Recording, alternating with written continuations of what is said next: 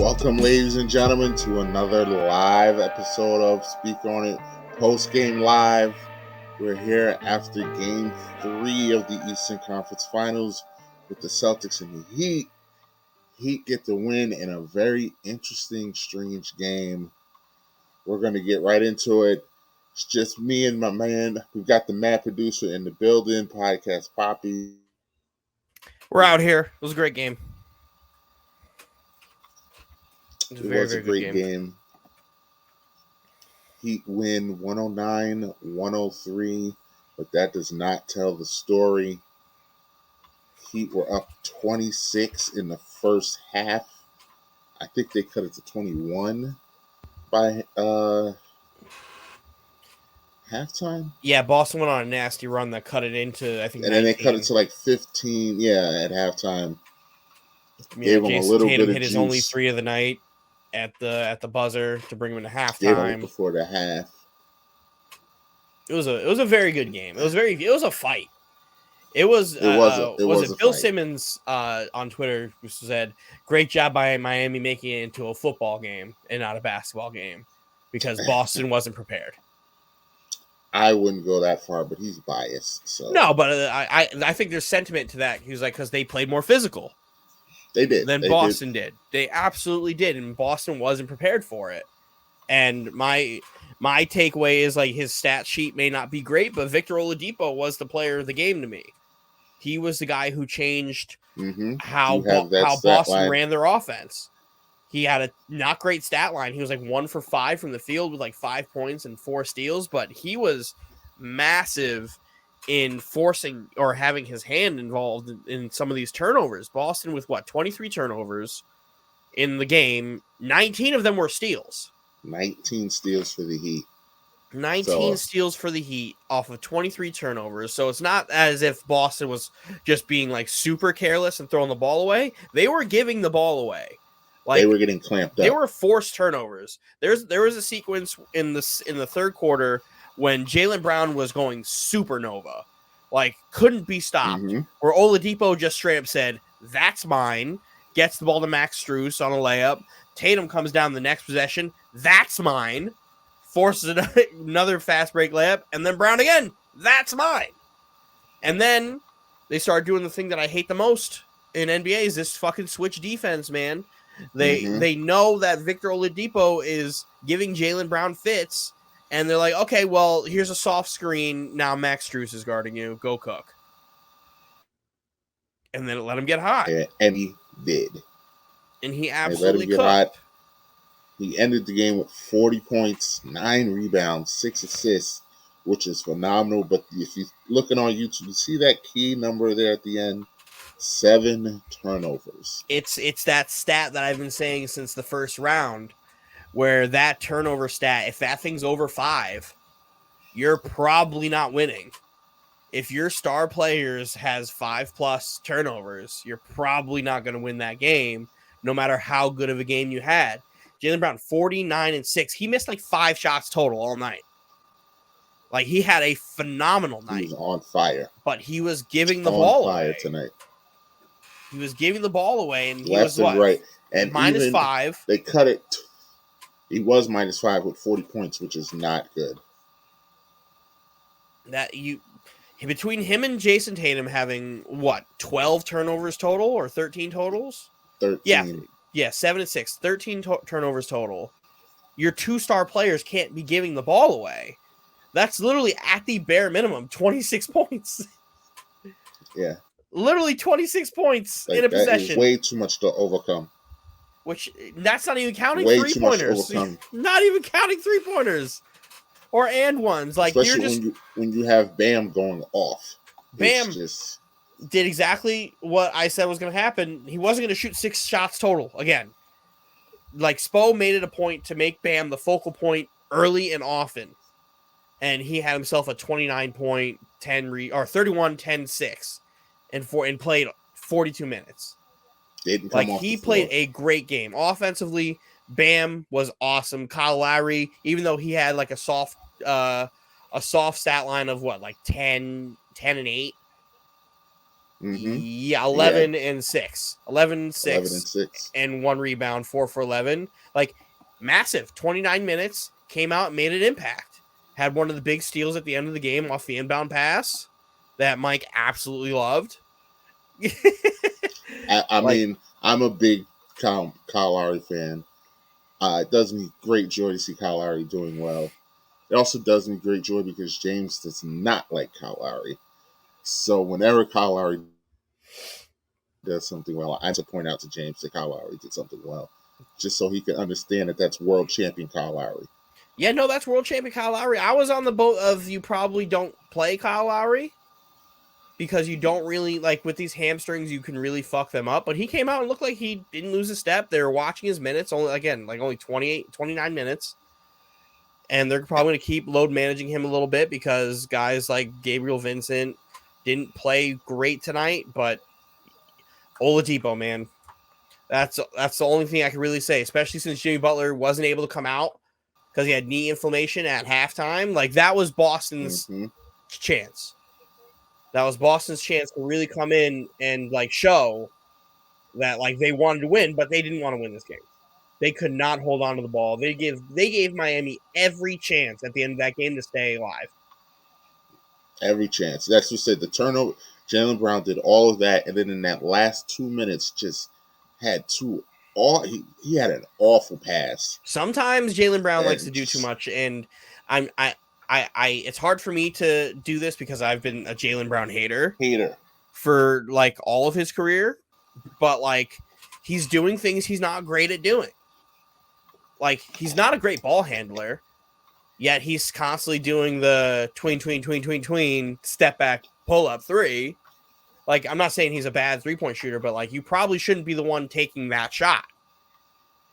And he likes to do those drive in, stop, bring your foot back around, and turn around fadeaway, which, like, it's a slow fadeaway. Like, it goes in, but, like, there's a lot of things skill-wise that I'm like, you probably shouldn't be taking that shot.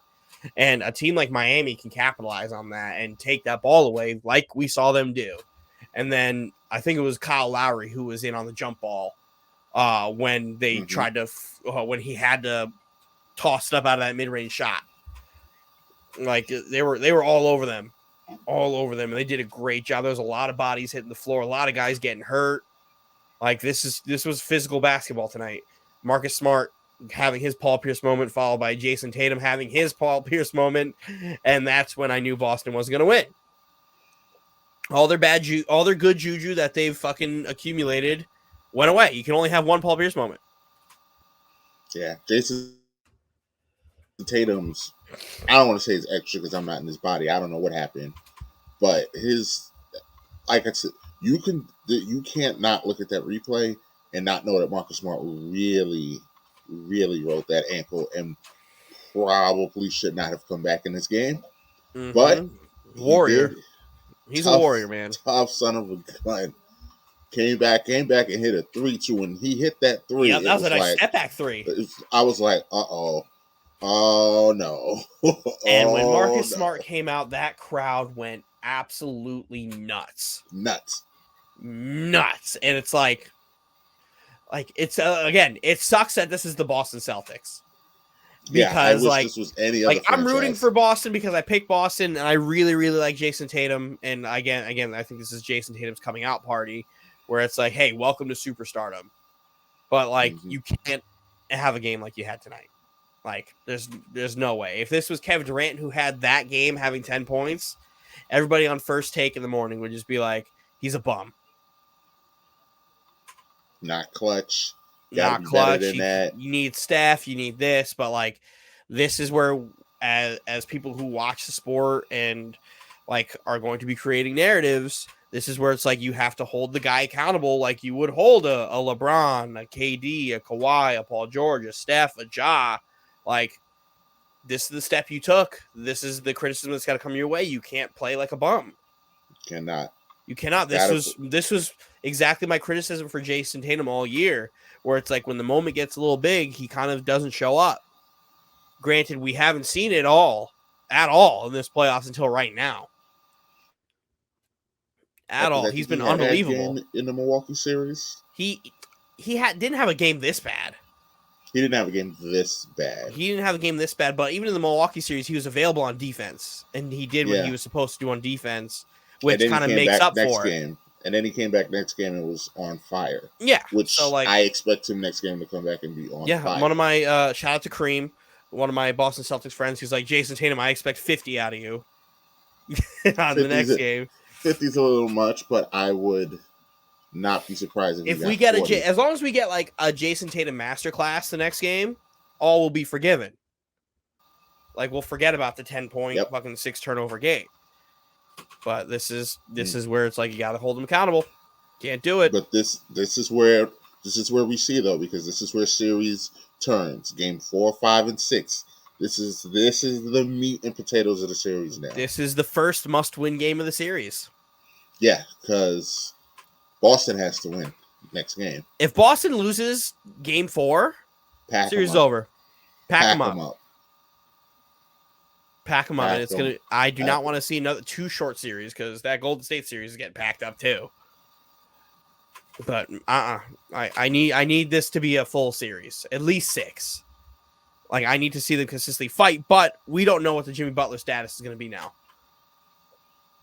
Yeah, he already missed a game with that inflamed knee, and even if he gets it drained, we don't know what's going to happen in 48 hours. No idea. If Jimmy Butler is not available, my Miami in 7, not very good. But if Jimmy Butler is not available, he may miss only 1 game, and that may be the game that gets Boston back in it, and it ties it back up, going back to Miami. Yeah. This was a good game. It was a weird game because of all the injuries, all the players getting hurt. We're not even talking about Tyler Hero. Tyler Hero was awful tonight, and they still won. So, and like, I don't know. Like, this is probably, I think this is the closest game of the playoffs or the conference finals so far. Because last night the Warriors won by 9. So this was the second closest. No, this is now the closest game. Wait, what was game 1? Game 1? Oh no, yeah, game 1 was a blowout. Game 1 was a blowout. Game 1 was a blowout, and then last night Golden State fucking just took over. Dallas, Luka, unbelievable, but I'm gonna tell you what. Last night's game, because I was out, I saw the highlights. Last night's game made me nervous for my Golden State pick because it looked like Golden State had to pull to. It looked like they were thoroughly getting outplayed at home, and then Steph Boogie, but Dallas. We all know Dallas is a different monster. We took that in 2 different ways. I think this series may just get packed up. Bring it out. You think that was Dallas's best punch? I think that was Dallas's best punch. And Golden State took it. Because they had... the first half of that game, Mike, was so bad as far as officiating-wise. There was so many calls on both sides. Like, there was a time where... what's his face? Davis Bertans and the dude who's dating fucking Steph's sister got into it, and they gave a double technical when Bertans literally was on the floor. He tried to walk over Bertans, and Bertans tried to stand up, didn't say a word, and they double teed.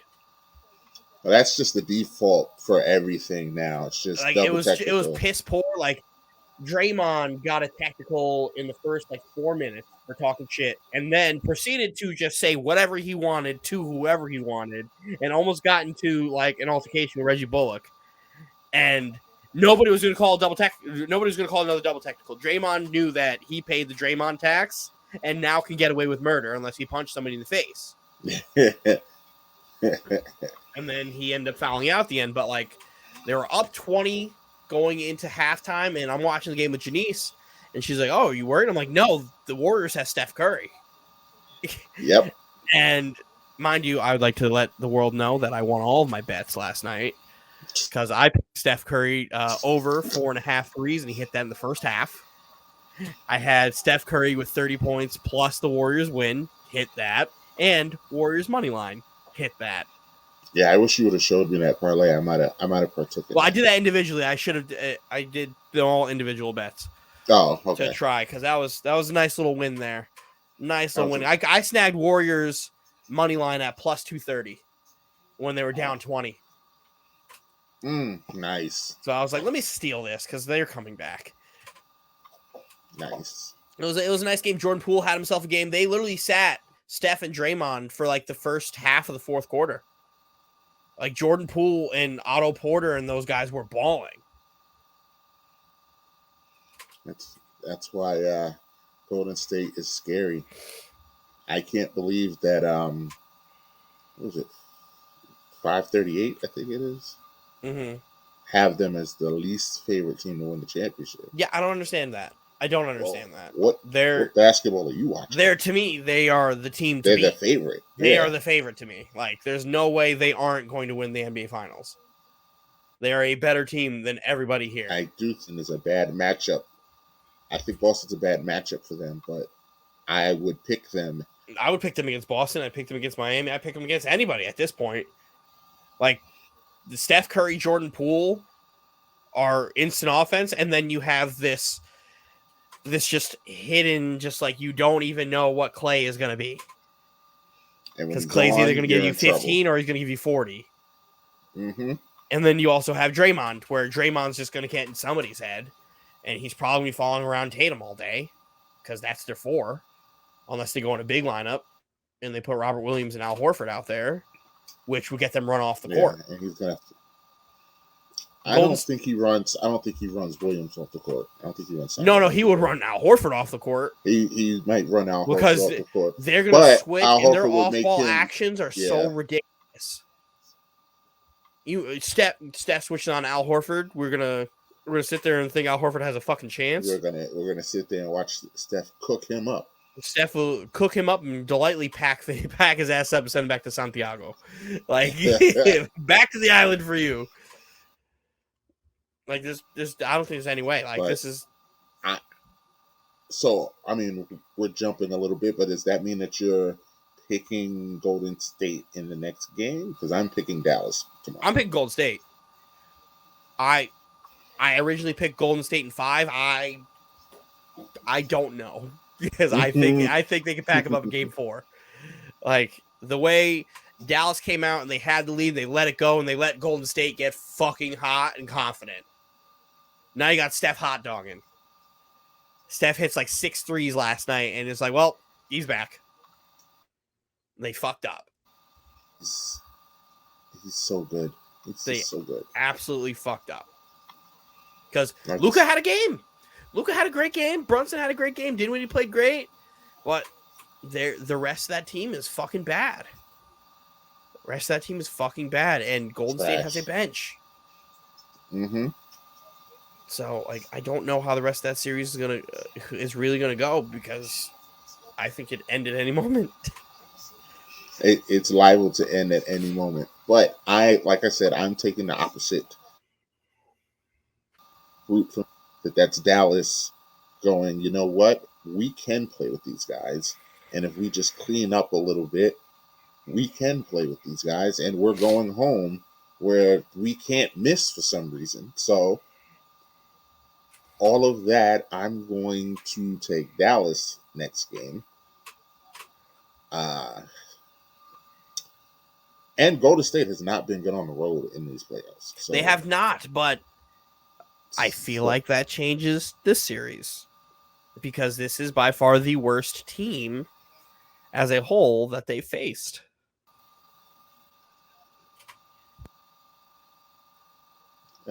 Yeah, maybe. I don't know. Because at least Jokic can get those other guys to play above their ceiling. Yeah. Nobody in Dallas plays above their ceiling besides Luka. And that's the problem. They like Jalen Brunson plays to his ceiling, and Dinwiddie plays to his ceiling, which, like, you're supposed to get. The role players will play better at home. How much better? Who knows? But when you have guys like Steph and Clay and Draymond and all the rest of that Warriors team that's just been together for fucking ever, it's very hard to bet against them. Well, I am tomorrow. And this series is I don't know how Anthony picked Dallas to win this series, but didn't he pick Dallas in 6? He picked Dallas in 6. So that means Golden State literally can't win Anthony, any other games. Golden State has won their last game this year. Yeah. Well, and then you fucked up James on his bet. It was just a spontaneous. Nope. It just came out because it was so ridiculous. Like, why would you even do that? We're out here to make Anthony miserable. Well, and you're over here saving the poor lad. He just is. Listen, I'm going to enjoy my tequila. And I'm going to enjoy my $27 bets. Which by far, did you see the little conversation Anthony and I had today about the Reds loss? Yep. And how he called me fucking like a lame because he was like, that's the best you got. I was like, well, it's hard to get to 42 if you can't get to 12. And none of it matters until we get to July. Okay. Yeah. It doesn't matter. Hey, man. I will post that every time the Reds lose. I will post that same quote, and I will just change the numbers. That over-under on 42, though, like, I think they're going to win more than 42 games, but not by much. But if I somehow will this... If they lose less than 42, oh, my... Like, you know what their record would have? They'd have to have 120 losses. It would be 120 losses, yeah. That's got to be the worst record They're ever. the worst team in baseball, Mike. But 120 losses would be the worst record ever, right? I think so. I feel like the Marlins somehow have had that. I think I've ever seen losses. Let's take a look. Let's get the folks at home. Folks at home, if you're wondering why it's just me and Dylan, it is a Saturday night, and me and Dylan are... The 1962 Mets have the record for the most losses with 120 losses. So it would be... It would be tied. It would be the same... How much did he bet you on that? $27. Yeah, I don't know. I don't know if they're 62 Mets bad. They are. But hey, man, every baseball publication is giving them an F minus for their season so far. So I'll trust the guys who do this for a living. I just thought it was funny that he was talking about them going 7-3 and being the second hottest team in baseball, and still being the worst team in baseball. 7-3 literally gave you the worst record in baseball by still like 4-5 games. Like, that is just... Meanwhile, we're still just making the White Sox our fucking bitch. Yes. Yeah, I mean, I was going to save this for Tuesday's show, but I don't like this bad juju. I don't either, but... I didn't like it. I didn't like it at all. Nope. Didn't like it at all. Mm-mm. But, yeah, that'll be for Tuesday. But, Lord... God love it. Yankees are still good. Yankees are still good. Don't care. And side note, shout out to it. We will be at Yankee Stadium on Wednesday. There will be no... I don't know who's supposed to play Wednesday, but there will be no post-game live on Wednesday because the fellas are going on a road trip. And it's Boston and Miami. Myself, if it's an elimination game, that'll be game 5. I need them to win so it's not an elimination game. Mm-hmm. So we don't feel bad about being at Yankee Stadium. We're going to have to do that shit in the car. Post-game live from Yankee Stadium. Oh, well, I was about to say I am looking forward. I'm not gonna lie. I am looking forward to this car trip with you and Anthony because this is going to be classic. Yeah, that's going to be some great shit. Because it's going to be me just talking shit to him the whole time. This is going to be you two just. He can't run, so like I don't know what he's going to do. He's run stuck. From you in the, he's like a rat in a cage. Like all his clever little convenient excuses to disappear from the chat. I gotta go work out, gotta go to work, gotta go do this, go into the bar. All of that's not gonna be able to. That's why his bitch ass is in the back seat. I already called shotgun. He's got to sit there with his Anthony. Anthony's a large human, so like he's a big boy, height, weight, everything. Like that's a large man, and having him be backseat bitch is the best because he's be complaining. Oh yeah, man, my legs hurt. Can we switch? He's gonna have to sit behind you too because I'm 6'3", so he's not gonna be able to sit behind me comfortably. So he's gonna have to sit behind me, and I like to have leg space. I'm an average height human. Like I like leg space. He's gonna be sitting there trying to lay down in the back seat just to keep his legs up. Can't wait. Gonna be fun though. I can't wait to get me a sausage. Beer. I'm gonna be good. Maybe I'll get a pretzel. Let's see how I feel. That day. We should try to get Anthony to eat as many hot dogs as possible. Last time I went to Yankee Stadium, me and my buddy Fredo, shout out to you, Fredo. I told him, I was like, hey, I'll take you to Yankee Stadium for my birthday, but every time I hand you a hot dog, you have to eat it. And he was like, okay, he ate like 13 hot dogs. God damn. I would just sit there and we'd just be talking. I'll just be like, and I'll just have them. Another one. And I'll just have another one. And then we were leaving Yankee Stadium. I was like, hey, hold up. I want to get a water. I was like, can I get like 4 hot dogs? and he was farting all up on the train, but man, it was a good time. He was like, I hate hot dogs. I wanted to take the train, but I think this car ride's going to be fun. The car ride's going to be a great time. There's not going to be a ton of traffic at the time either, so it'll be a fun time. Yeah. Those of you watching us, I know if you've been watching us, you know that these post-game lives have been insane this week. Everybody has the night off tonight. It's been good to have a relaxing one. Yeah, that doesn't give me a fucking headache. Talk basketball, but I do have some words from we're still looking for French, by the way. If anyone's found French, I thought maybe he would have popped up tonight since Miami won, but we're still looking for him. We have no cartons out for him. Donde está French?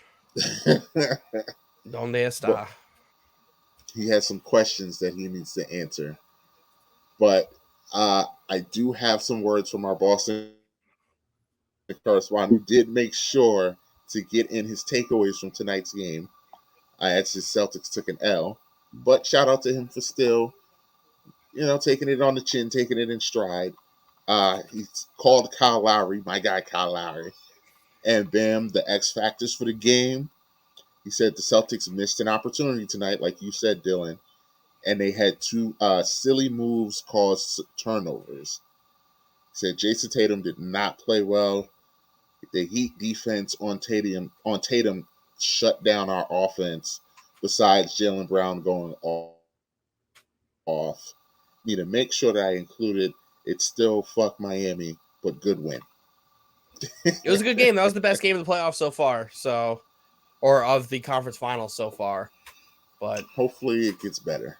Yeah, I have a special guest who wants to give his 2 cents on the game. Boyo, you're up. We'll be introducing live my little superstar here, Jaden Daniel, coming in. My 7-year-old little baseball man. Superstar. A baseball superstar. Jaden, how you doing? Good. You doing good? You said you wanted to come on the podcast and say some things? Yeah, what do you want to say about the game tonight?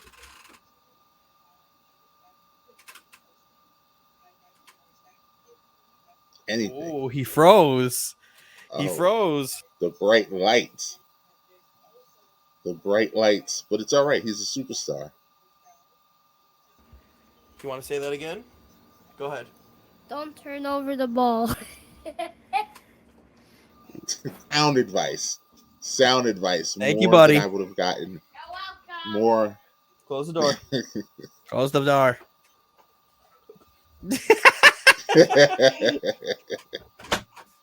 Don't turn over the ball. Sound advice from a 7-year-old boy.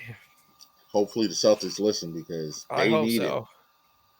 They need it. Jason Tatum needs a spark in the pants. I should have Jaden go beat up Deuce. Maybe that'll light a fire up under him. But hey, don't turn over the fucking ball. Don't turn over the ball. I mean, I agree 1,000% with that. I do think that that Boston's going to win the next game, regardless of if Jimmy Butler plays or not. But I need Jimmy Butler to play. I'm not going to sit here and pull an Anthony and start acting crazy, even though I'm 2 wins away from some tequila. But we got a long way to go. Anthony's about to put his bad juju on me for picking the Celtics. That fucking scumbag. But I do, before we get out of here, I just want to give a little bit more love to Bam, because Bam, we were killing Bam in here for Game 2's post game, and we said, like you said, what did he take? 5 shots? Took 6 shots. He was 3 for 6 total, 8 points. It's completely unacceptable for a player. But they took full advantage of Time Lord not being there today. Full advantage of Time Lord not being there today. We don't know if Time Lord's going to be there on Monday. I didn't know about that until long before the game. Mm-hmm. And I was like, oh, well, this just got interesting. I saw it a couple hours before, and I was like, oh, big Bam game coming. Oh. Big Bam game coming, because he did whatever he wanted. He was able to pull Al Horford out of the paint, get these other guys better shots. PJ Tucker played a really good game, too. PJ Tucker played a very good game. PJ Tucker is just an older Grant Williams. They're just the same person. They're just the same person. So, like, when I say this team is a mirror, this team is a mirror of each other. Like, it can go either way. I'm not going to be surprised if either one of these guys win. They're both great teams with the 2 best coaches in the conference. So, let's hope we get more good games. No more blowouts. I hate these 20-point leads. No more blowouts. It's taking the steam off of Post Game Live, but give me a wire-to-wire game. Give us some bad coach. We'll see, and that's the problem. We're not going to have bad coaching decisions where we got to sit here and argue about, well, should you foul in the last 2 minutes? Should you not? It's like even like the first 2 games, right? The first 2 games had great adjustments. Where it's like, oh, Boston's up like 20 in the first half. Oh, Miami's back in the game in the third quarter. Mm-hmm. Boston's up, or Boston goes on a like 23-2 run in the first quarter. They don't look back, and it's like good coaching can't save that. So but even still, in the third quarter, Miami came back before Boston pulled away. In the first game, Boston was all in that, and then Miami pulled away. So this has just been a really. Like, I'd rather my only gripe is I want, instead of seeing 20-point leads get blown for the second half, I'd like to see a wire-to-wire basketball game. Like, I need to see at the most a 10-point lead, but then I want to see multiple lead changes as it gets into the fourth quarter. Like, I want to be on the edge of my seat, and none of these games are really putting me there. I don't think Miami wants to play like that, though. Miami does not, but Boston would be the team that benefits from it because they got bucket getters. Like, Miami pulled this out by the skin of it. Now, granted, Tyler Hero and Jimmy Butler weren't there. Tyler Hero just was there, just not there. But again, they had a great defensive effort by Oladipo. That, to me, like I said, won that game. Offense looked terrible in the fourth quarter. So the refs were calling a good amount of fouls, so it was like they just really needed to wait to get to the bonus. Mm-hmm. And once they got to the bonus, it was kind of home free. But then they had stupid technical fouls as well at the end. Like, they took themselves out of the game at the end. Like, what are you gonna do? You can't do that shit. Just move on. Hopefully, Game 4 is better. But you got anything else? No, sir. This is a quick one. Nice, tidy. Me and you don't really have any animosity like the rest of these guys. We usually agree on things, except your stupid Tracy McGrady take. But that's not for today. It's not for today. It's not for the. It's a bad take. Don't fucking play with me, Michael. It's a bad take. Don't fucking play with me, Michael. Like, You don't want the ire. You do not want any of this smoke, Michael. At no take, there's no point is that take accurate. Prime, not prime, first year, 8th year, 25th year. He's never been a top 3-point shooting guard. He's never been the best player in the league. He's never at any point in his career been the best player in the league, and you want to put him top 3 all time. How? Dwayne Wade's been considered the best player in the league? Never. Never has Dwayne Wade ever been considered the best player in the league that has Kobe Bryant in it, that has LeBron James in it. MVP conversation. McGrady has also been in MVP conversations. No, he has not. 2002. There was no time when 2002 was ever a when he was fucking dropping 33 points a game. He was not winning the MVP. He was in the conversation. Dwayne Wade was in the conversation. But you're not going to double check, but I think Dwayne Wade has a top 3 MVP finish. Yes, he does. In the year Kobe won. Yeah. I'm very confident that Jason Wade is not even that. Hey, man. I'll take the 6'8" shooting guard who could do it all. 6'8" gunner. That's what he is. Gunner. He was efficient. He was not efficient. He was efficient. He was not efficient. In his prime, he was efficient. Better 3-point shooter than Dwayne Wade. Okay. Better in the post than Dwayne Wade. Arguably. Better mid-range game than Dwayne Wade. Lies. Tracy McGrady is one of the most talented scorers ever. Ever. It's a lie. You're a hater. Tracy McGrady is the fucking man.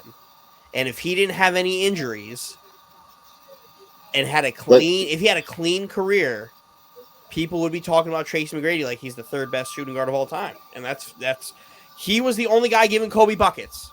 The only guy giving Kobe buckets. I would have to disagree. And he did have injuries. So Money 900 agrees with me. Yeah, no. That's fine. You could all be wrong. You could all be wrong. That's fine. Like, I'm not saying that he... no, you are saying that he's not good. Top 10. No, he's good. I know he's good. He's a You also told me you would take Vince over him, and that's crazy. In my opinion, that's crazy to me. Vince Carter over Tracy McGrady. Prime Vince Carter over prime T-Mac. You are crazy. I would take Vince. But I do think Tracy McGrady is a top 10 all-time shooting guard. I do think that. But 3? No. I think no way. No way in hell. He's not even in the top 5. Not even in the top 5. You're crazy. That's fine. You could be wrong. It must be great being wrong in that mind of yours. It's crazy that you can watch watch Tracy McGrady play and you're like, nah. Watch them play. You're like, nah, absolutely not. Watch them lose crazy. A lot. Fucking crazy. Watch them lose a whole lot. Go find me another shooting guard who had to go through the bullshit that he went through. Listen, his injuries are injuries and his teammates' injuries. But that's another thing too. But it's like Tracy has like the most unfair career ever, where he's like never meant to succeed. I would say that. I mean, I can make that argument for Chris Paul. You can, but Chris Paul has advanced and gotten there and has never won a Game 7. Yeah. So, and has a history of underperforming in the playoffs. He has not come up big in clutch games. But I mean, he has a string of bad luck too. He's gotten hurt, then he had Blake get hurt. But it's like an every year thing with him. That's why it's like, the inevitable Chris Paul injury, the inevitable Chris Paul bad game, and then the Scott Foster games. And the Scott Foster thing, which is just ridiculous. To me, it's still hilarious that he literally has never won a Scott Foster officiated playoff game. And I'm telling you, I'm with the conspiracy theorists. I don't think that that's a coincidence. Scott Foster is the new guy for the NBA, where it's like, hey, you want a series to be extended? You bring Scott Foster in, but like somebody go tell Boston that, because every time he's officiated a Boston Celtics game, the Celtics win. The Celtics won Game 6, and that's where Scott Foster officiated home in Milwaukee, and then he officiated Game 4 in Brooklyn. Which you would have thought Brooklyn would have won that. But Brooklyn was in that game. And Scott Foster was doing everything in his power to keep Brooklyn in that game.